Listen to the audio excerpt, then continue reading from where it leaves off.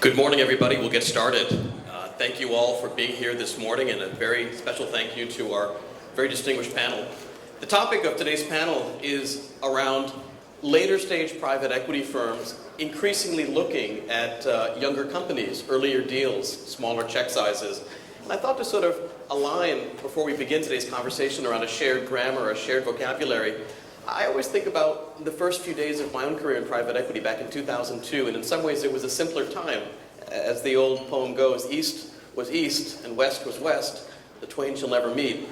There was a venture capital industry, which was known for high risk, high reward, often unprofitable companies, and there was a private equity, LBO industry, which was often considered to be the Provence of net income positive, EBITDA positive companies with a bit of leverage and a somewhat lower operational risk profile.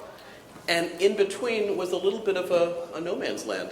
But over the last 20 years, what we've seen happening in a very concrete way is a very precise and methodical segmentation of a company's life cycle, from the seed stage to the Series A, to what's often a growth equity round, a B or a C, and then very sophisticated later stage private equity, which many of these firms do for a living extremely well. The interesting development over the last several years, and it's often very much the case in the later parts of economic cycles, is not just the venture capital firms moving up, but the more sophisticated, more industrial strength private equity firms starting to look at some of those smaller deals. And to shed some light on this very interesting trend, we have a terrific panel today. To my left, we have Jeff Perlman, Managing Director and Head of Southeast Asia. Many of you saw him just a few moments ago on stage. We have Jackson Chiang, a Director at Apis Partners. We have Tak Wai Chung, who's the Head of Southeast Asia for EQT, a partner of the firm. And finally, my friend Bert Kwan, who's a Managing Director at North Star. With that, why don't we start with just a very brief personal introduction. Perhaps just spend a moment or two talking about yourselves. We live in a day and age when everybody can Google your firms online and learn a bit about the firm, but tell us about each of you, your childhood, your backgrounds, how you ended up in this seat today, in a minute or so.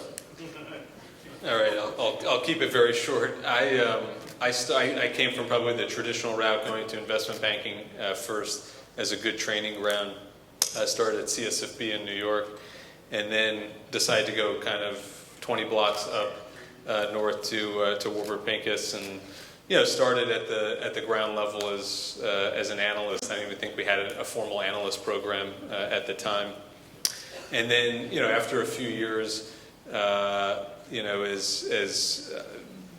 kind of private equity started to evolve further, then eventually the financial crisis kind of set in. The U.S. became a little less interesting as a market, and then came out to China, where I spent about a little over 7 years investing and living in Hong Kong, and then came down to Southeast Asia. Really started looking at the market in 2011, 2012. We made our first investment at the start of 2013, and then, like many things, it kind of gravity pulls you, and then moved down to Singapore about 3.5 years ago when we set up our office here to run that business. Fantastic. Right. Hi, I'm Jackson with Apis Partners. I've joined Apis Partners probably about 7-8 months ago. My background has really been in investment banking. So I was with Rothschild covering Indonesia for 5 years. Prior to that, I was with Standard Chartered Investment Banking and BNP Paribas Investment Banking as well. So I think I just wanted to sort of take this opportunity to sort of introduce Apis Partners a little bit more as well. I guess we are a private equity asset manager. We focus on financial services in growth markets.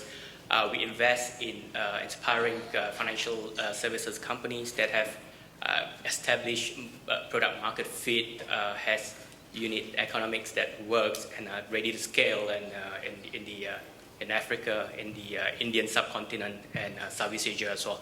So yeah, so that's a little bit on us. Great. Hi everyone, Tak Wai Chung here, partner with EQT.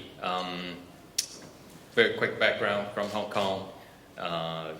Studied, worked in the States, joined Lehman Brothers in investment banking in New York, and it was actually Bert sitting here, who recruited me into the private equity division at Lehman, and I have a lot of friends now everywhere in the industry. Joined EQT in 2009, and based out of Hong Kong, covering mostly China, and been here in Singapore now covering Southeast Asia and a bit of Australia as well for about 4 years. So I started my career in private equity in 1997 with Lehman Brothers leveraged buyout unit in the U.S. In New York. I guess it's over 20 years ago now, and then moved over to Lehman's U.S. growth equity business in the late 90s, which was a lot of fun. Went to law school, went back to Lehman. And then restructured all of my old growth equity deals, kind of the Series H, I, the pay-to-plays, and took a look at all the old investment committee memos, and it was humbling. Didn't seem so smart. And then, as Takwai mentioned, had the privilege of setting up Lehman's private equity business, third-party private equity business in Asia, starting in 2005. Where I was able to leverage both buyout experience and the growth equity experience, and I've been in Asia in a variety of roles, both at Standard Chartered Private Equity and then most recently at North Star. So I've been looking after Southeast Asia now for about 6 years, and for the past 5, been spending quite a bit of time in Vietnam. But it's great to be on a panel with a good friend and former colleague.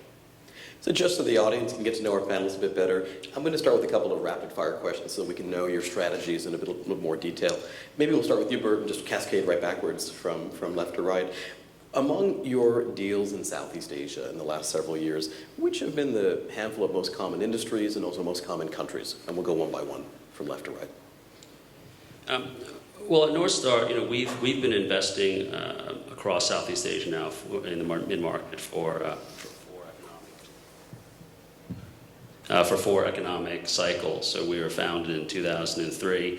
Our Fund 1 was 2006. And historically, most of our investments had been in Indonesia. And then starting about 6 years ago, 6-7 years ago, we started doing more across the region in that mid-market. But to answer your question, most recently for North Star, our last 5 investments, I guess 2 have been in Indonesia and 3 have been in Vietnam, as it were. So as I mentioned, much of my time is spent in Vietnam, and it so happens to be the case that those are the more recent investments for North Star. In terms of sectors, look, we usually start, with the entrepreneur. Where can we get, alignment, with an entrepreneur, where the secular trends, the demographics, the macro backdrop, and a particular economy, sets up a context where our capital is, I guess it makes sense. And it happens to be the case that we're spending time in Vietnam, and in sectors where the consumer economy dovetails with digitization broadly. So that's reflected in our investments in Topica, it's online English education broadly, Tiki, which is the Amazon of Vietnam, and then Up, which is a spin on the flexible shared office space business. Good. Sure. I think for us, it's, as a global firm, we have a sector approach. So we cover 6 sectors globally, and many subsegments underneath each sector. So we apply a similar thesis here as well in Southeast Asia. So maybe we've been in the region for about 12 years. In the earlier days, it's certainly quite a few consumer investments, and exposure classifying foods was a good example. And then I think in recent years, certainly quite a lot more in healthcare is the second largest sector we cover or invest into globally for EQT, and certainly also business services. We think for us here with a mid-market approach, the business services sector actually offers a lot of interesting opportunities to buy into leading operators. For us also be able to get controlling stakes as well, and be able to also look at consolidation opportunities. Right. For us at APs, I guess we only invest in financial services companies. well, we believe that I think sector specialization is actually key to recognizing patterns, opportunities, and also evaluating risks as well. So I think we only do financial services. Yeah, I think from a Warburg perspective, quite similar to, I think, EQT, and very thesis-based. We've got our core sectors, but we've really, in the Southeast Asia context, tried to kind of, gradually kind of take off the blinders as it relates to both markets and sectors, for that matter. And so for us, really the three key sectors we've been kind of most focused on to date have been really real estate, where we invest, as John mentioned, really at the corporate entity level. And it's unique in that we're really the only one who does that in this part of the world. And we've been doing it now for over a decade, and still waiting for kind of others to join us in that regard, but still haven't really seen anyone. TMT certainly, with for all the same reasons I think they were just talking about. Financial services is another key area, both on what I'd call the old economy side of financial services, banks, insurance, and other areas, as well as new economy financial services. So think digital payments. And Jeff, maybe we'll start with you and cascade back this way. When you think about the typical flow at IC over the last few years, for Southeast Asia, what tends to be the typical check size, but also what's been the very smallest check size you've brought to IC in recent years? I would say from our perspective, if you actually look at the average investment size of our deals, it's probably still been north of $200 million. Which would surprise a lot of people when you see some of the numbers that are on the board. But a lot of these opportunities may start with a smaller investment. So we're very comfortable, writing a check for, $30, $40, $50 million for that initial investment, as long as you have a kind of a clear path, in our view, to eventually put meaningful capital behind that opportunity. And so we've done a lot of the real estate platforms through lines of equity. Again, first check may only be $20, $30, $40 million. Which we think is great from a risk management perspective. Don't give companies too much money too fast, and obviously good from an IRR perspective. But then others obviously have been maybe a slightly bigger checks, obviously at the front end of the investment. But I think on a blended basis, it's gotten us to quite a sizable number, and that's important because we have to make concentrated bets, right? We can't have a portfolio of 30, 40 companies in Southeast Asia and devote the time and attention to the likes of John Lim and other entrepreneurs that we promise on the front end.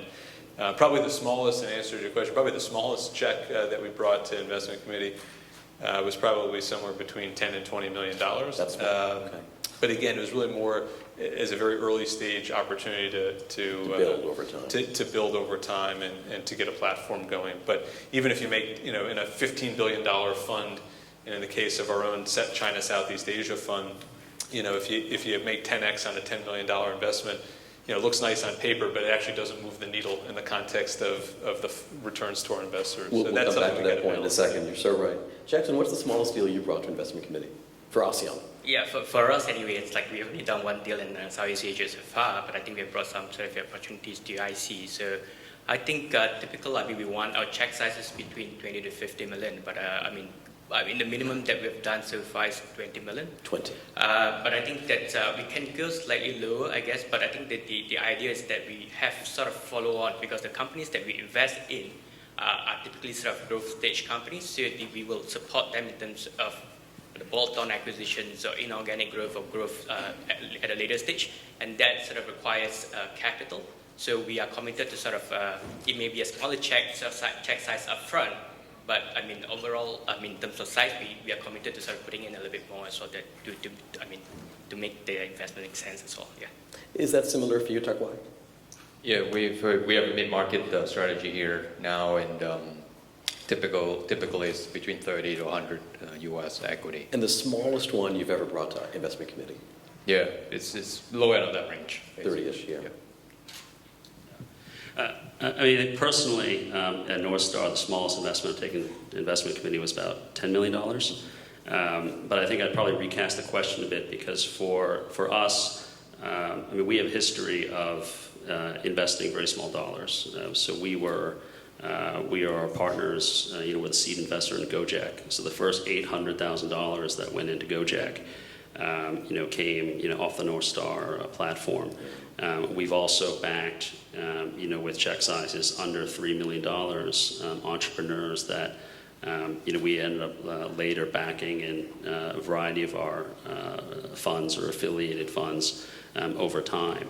So our starting point when we go to investment committee as a platform is not how big is the check per se, but again, does the capital make sense?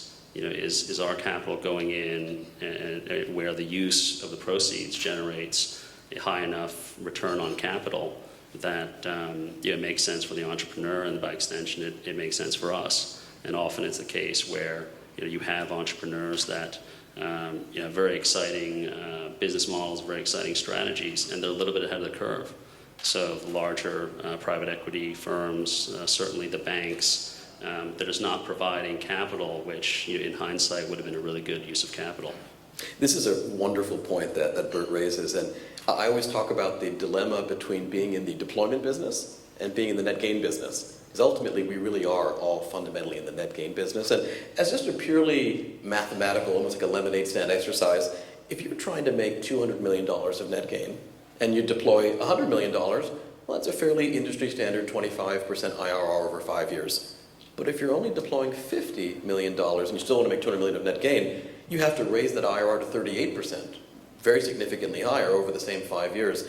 And it raises some wonderful trade-offs around when you bring a smaller investment to IC, how much better does the base case IRR or the business expectation have to be? Does it be worth the time and the effort, given the desire to move the needle? And maybe I'll position this question to Bert, Jeff, and Jackson around, in your respective organizations, Bert, you have the flexibility to go sub $1 million, at least in the early days, to back a Gojek. At the same time, you can write a $70 million check for Atopica. How do you think about evaluating those side by side on the IC docket and say, what has to be the threshold for a smaller check?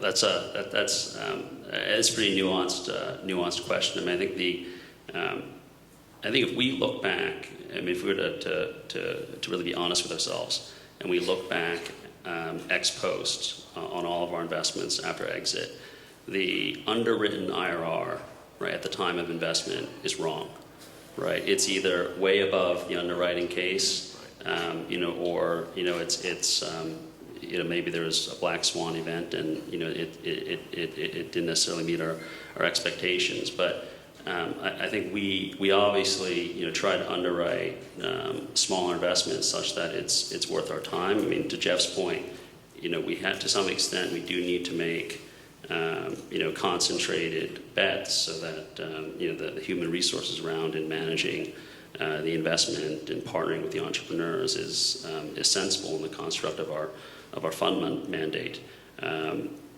But that being said, I think when we do look at a smaller investment, what we're looking at in many cases is, we're making an investment into a business plan that may not be fully funded.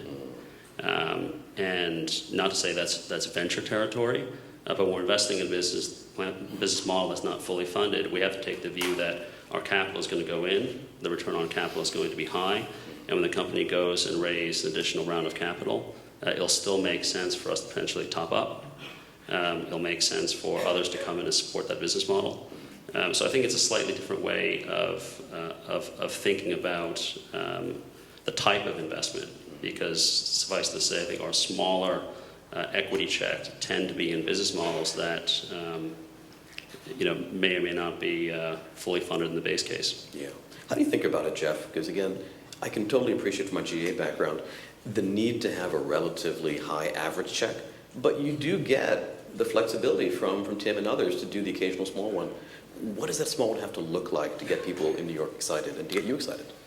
I think there's a couple points to it. I mean, I think the first thing I would say is, the question is, you can write a $50 million check and get 20% of a company, and sometimes you can wait 9 or 12 months, write a $100 million check and get 20% of a company, right? And so if you're purely thinking about it of, I want to write a bigger check, you can do that, but sometimes the risk reward hasn't really changed during that period of time. It's just time that's gone by. And so, whether, that's been, some of the investments that we've made even here in Southeast Asia, if you don't think the risk reward is necessarily going to change meaningfully during that period of time, I'd rather put in the 50 and get 20% than wait 9-12 months and put in the 100 million and get the same kind of level of ownership. So I think that's an important kind of overriding theme.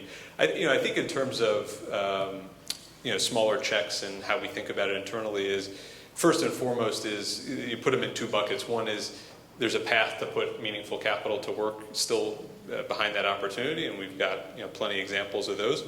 But then there's some that may likely be the full extent of the capital that gets invested. And so for us, I would say the bar is higher from a return perspective, similar to the math kind of that you're doing. And if we actually went back and, we've obviously done this, especially when we were raising the fund earlier this year, is actually those smaller deals have had, material kind of outperformance, relative to some of the larger deals. And what that kind of reemphasizes to us and reinforces is it's not a bad thing to still make sure you're doing some of those deals.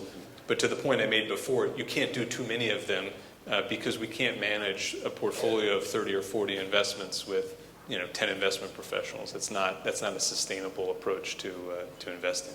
And Jackson, how does your firm think about it in terms of also not just the math and the modeling, but just the actual fixed cost of having another portfolio company in the mix? The legal cost, the monitoring cost, your time as a board member. How does that trade-off play out for smaller deals? I guess for us as well, at APs, we tend to be quite involved in the value creation for companies. So I think we get the same issue as well in the sense that I think we probably want 10, maximum 15 portfolio companies that we would manage under the fund.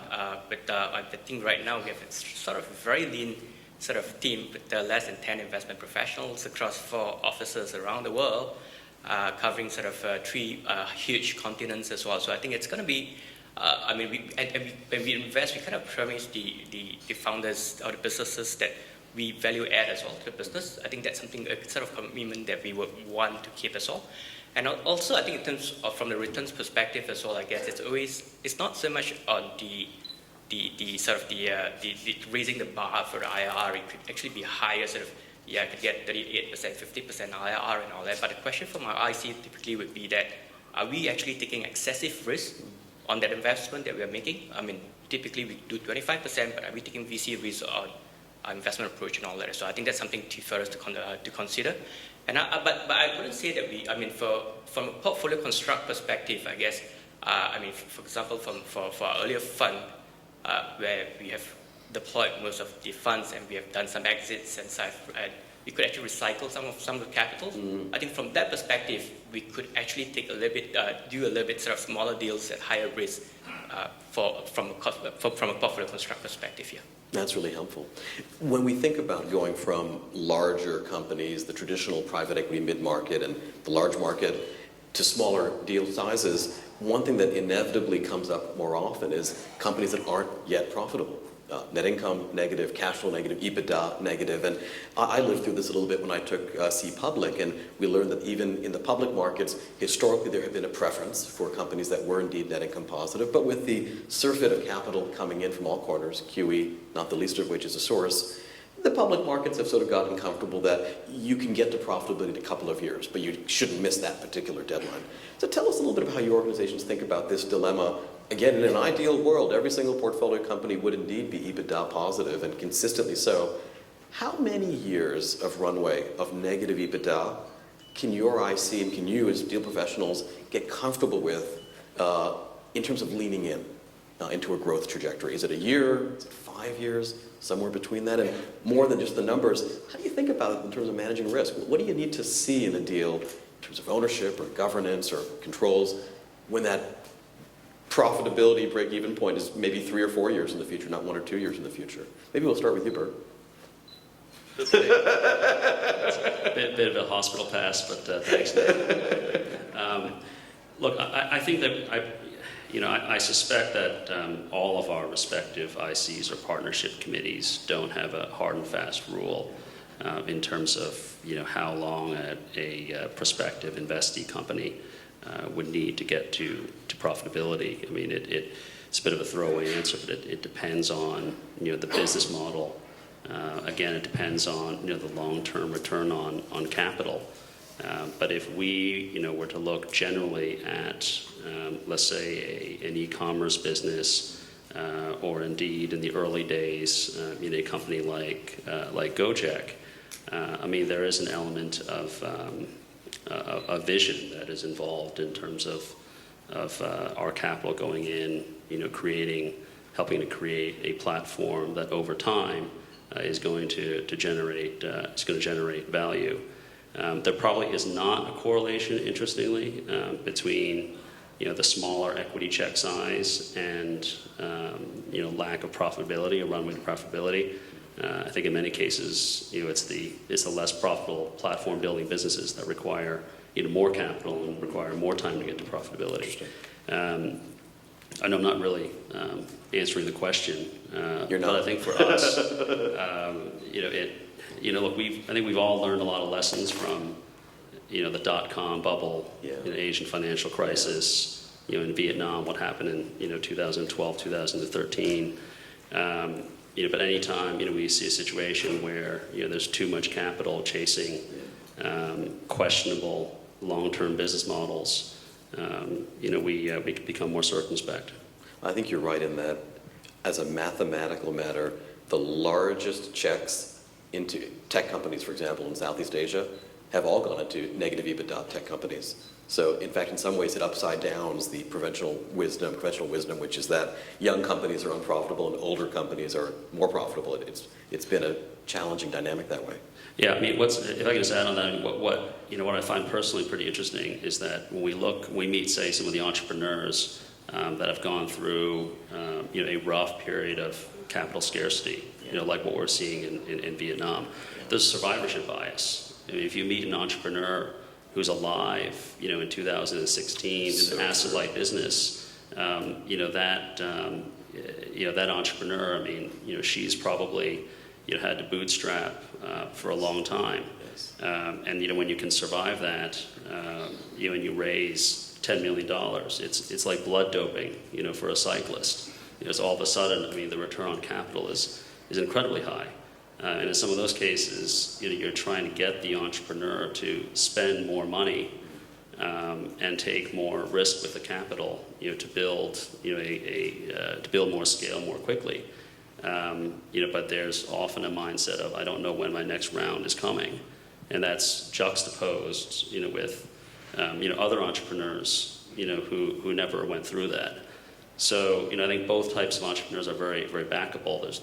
We don't see a hard and fast rule, but we do see some interesting trends that, perhaps are a result of, what the history was in those respective markets. It's a telling fact that in the U.S., a very large portion of the S&P 500 were founded in times of recession or depression.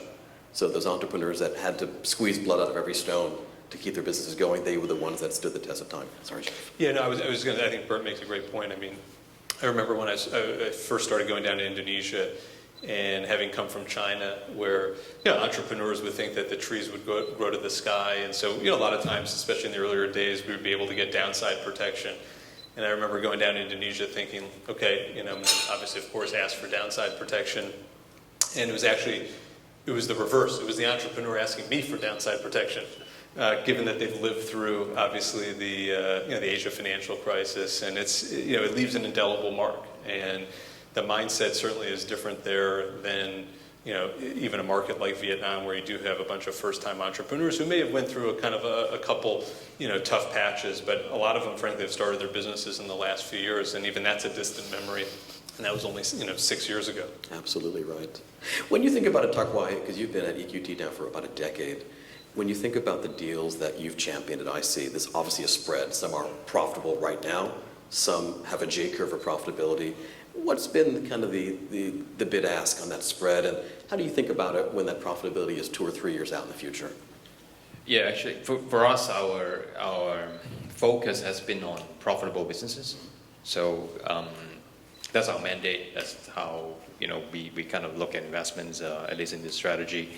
But I can give you some perspectives. I think for us, in traditional businesses, cash flow generative, EBITDA positive businesses, we actually also intentionally create loss-making subsidiaries or startup ventures within these good businesses, right, so to speak. And the reason why we do that is actually that we want to capture some of these digital opportunities. It could be data analytics businesses out of the traditional business service company, and the likes, right? So then you really kind of make that company a lot more sexier, at the exit. So we actually do that. So we know the major platform would not be loss-making, but we could have startups within the businesses that could be loss-making, and we like that actually. The other way we think about acquiring loss-making businesses could be add-ons. So we have a platform, and then we do add-ons. The add-ons might be loss-making, but we're pretty confident that the synergies are very much there. Clear. So that's how we look at that. That's great. That's great. In the very brief time that we have left, I want to shift gears now, maybe bringing the conversation back home here to Southeast Asia. And I'll share a question with the four of you, and I would love each of you to give it some thought and respond. My observation has been over the last 5-6 years, you've started to see 3 different paths to heaven in terms of how companies seek to grow. Path number 1 is a new path that never really existed before, where in a pretty short period of time, you go after much of Southeast Asia. Sea has done this, Grab did it, Lazada, Zalingo, and in an almost breathtaking speed, you become multi-local very quickly. And it's hard to do, but the results are quite compelling if you do succeed. And then there's a second path, which is also very interesting, a Topica in Vietnam, a Gojek in Indonesia, where you really consolidate one market first, and then over time you start expanding Topica into Thailand, Gojek into ASEAN. And there's a third model, which is in some ways the Trax model, which is go global, as quickly as you can. Razor did that as well. Tell us a little bit about how you adjudicate those 3 different strategies. They're all great strategies if they're executed well, but when you think about the mix of your investing in this region, do you have a sense for how you might see it cluster between ASEAN, more single country, or go for the world?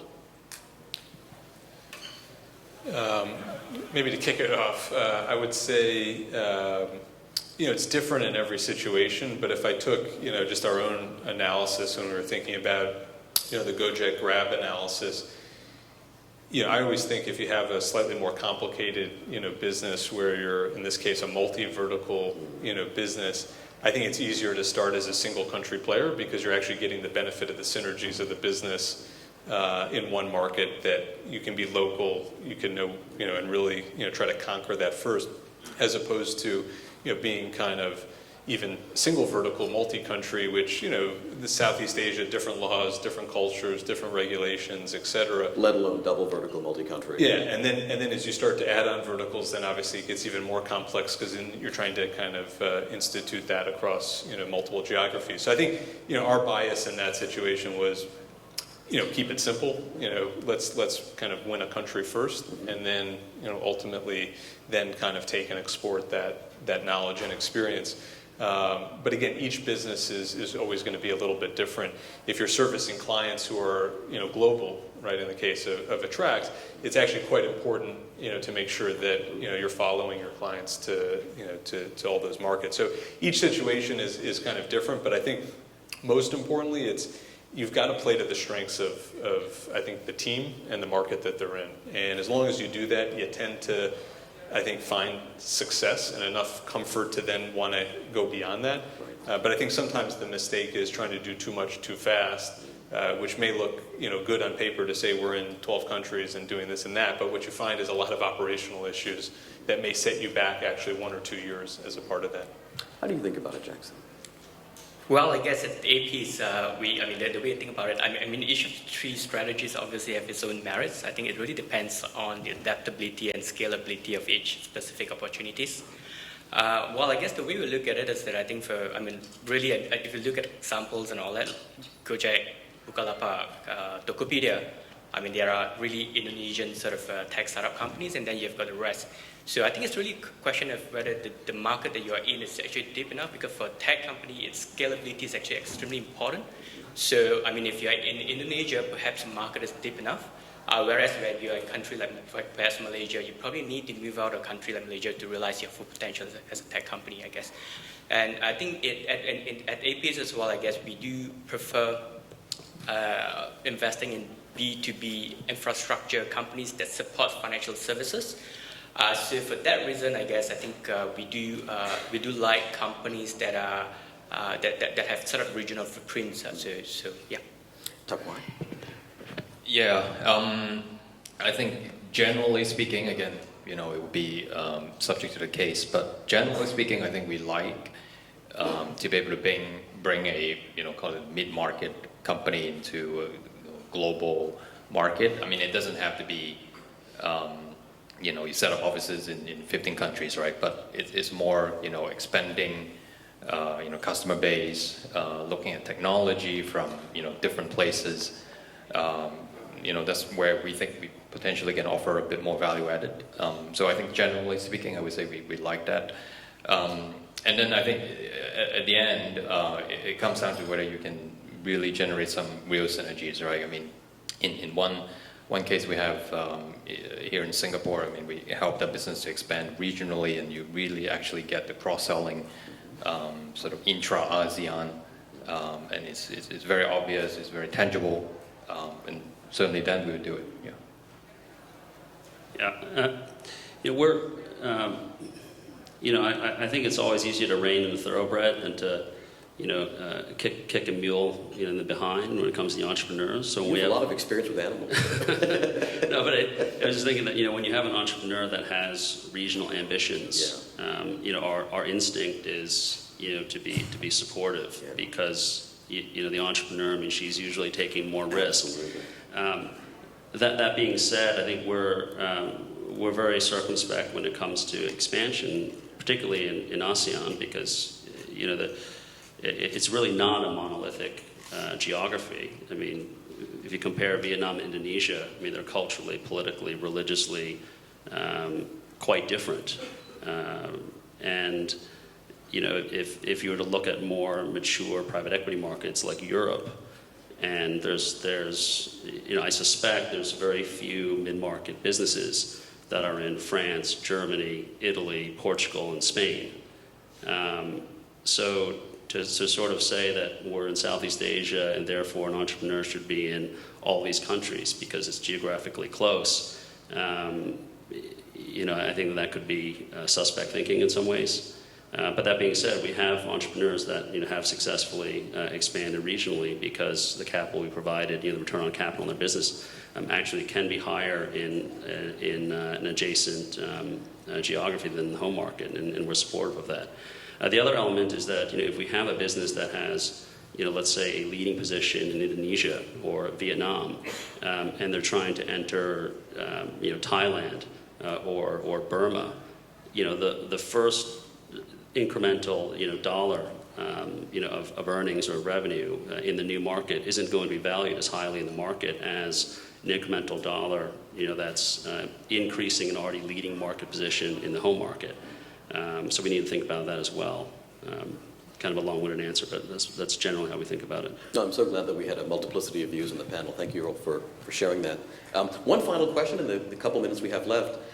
Many of you get involved in investor outreach to your own investors, to your LPs, and you explain Southeast Asia and the nuances of Southeast Asia to them.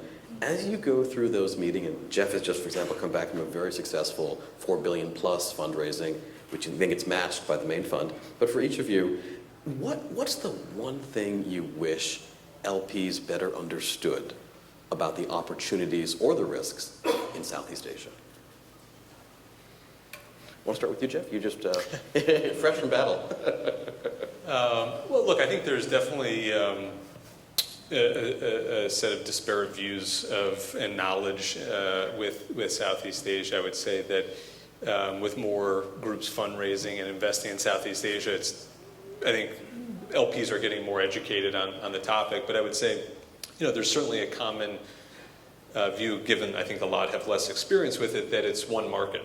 right? And it's, you know, it's Southeast Asia, so let's talk about it like India, let's talk about it like China, but it's not, as we know. It's a collection of different countries, cultures, languages, and the like. And so I think part of kind of explaining why you need to have a slightly different strategy and approach to these markets than, say, a China or an India, I think is something that's just an education process with LPs. And I think the more that, you know, other firms are sharing their stories as well, I think, you know, that issue will get off the table, and then we'll probably get to the next couple of issues that they'll want to talk about. But I think that's an education process, and it's something that certainly you know, we had to focus on during the fundraise.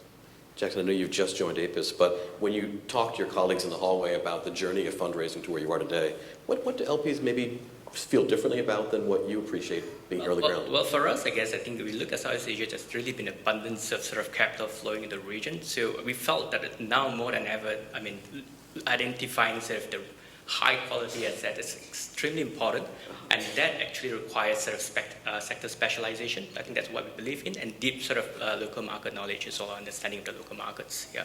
Do you think that, to follow on that, are we witnessing almost a transition from more generalist firms to more sector-specific firms? Or is it simply going to be the generalist firms having sectoral knowledge siloed in a specialized way within them? Right. I guess for us, we believe in the sort of the sector fund. So, yeah. Clearly. Yeah. No, I think it would be nice for you know, the market to understand the availability of proprietary transactions. Actually, I think this market is still you know, it's quite bit relationship driven. So you are able to access some of these families and founders in a more proprietary fashion, and so the risk reward becomes quite interesting. Yeah. I guess, I mean, I think LPs have a very, you know, challenging job, and you know, I guess one of the points that I would make is that it appears to us on the ground at North Star that Indonesia, Vietnam in particular, the mid-market opportunities, it does seem to outstrip the supply of capital. Yeah. And you know, it's hard, you know, for LPs who are in some cases allocating, you know, so many dollars that they may not be taking the approach of, you know, who's the best manager to give us exposure to this market segment, because, you know, a commitment to a mid-market fund may not move the needle in a huge Asian program. But, you know, I think what we found is that, you know, when you look at the vintage years that are less popular in a particular region, those tend to be the vintage years that do the best. Well, thank you very much for your perspectives and a very, very granular view on the market. Let me thank you in person, and for the audience, please, thanks to the panel.